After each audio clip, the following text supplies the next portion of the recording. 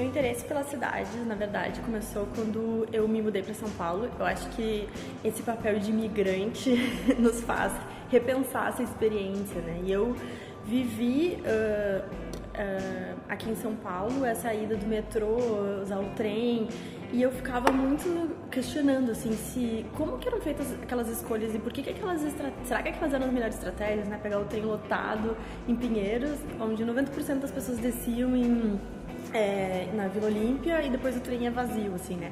No mestrado, eu estudei um pouquinho sobre o conceito da Smart City, o discurso e a prática da Smart City num contexto de uma metrópole como São Paulo. Então eu tentei entender mais ou menos como esse discurso evoluiu ao longo dos anos e quais as aderências e não aderências que esse discurso tem num cenário como o cenário das cidades brasileiras, né?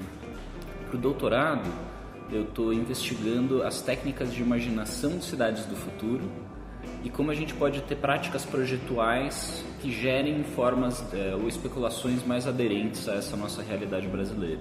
Muitas pessoas acham que o futuro é esse ideal de smart cities, né? Eu acredito que o futuro será a gente ter mais smart citizens, né? Então, essa ideia da gente, cada vez mais, seremos muitos. Então, isso vai ser inevitável.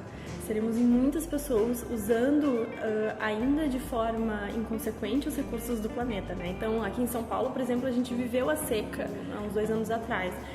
Isso é o que a gente faz na cidade, a gente está vivendo dos recursos de uma maneira não cuidadosa. Só que no futuro seremos muito com poucos recursos ainda para serem administrados.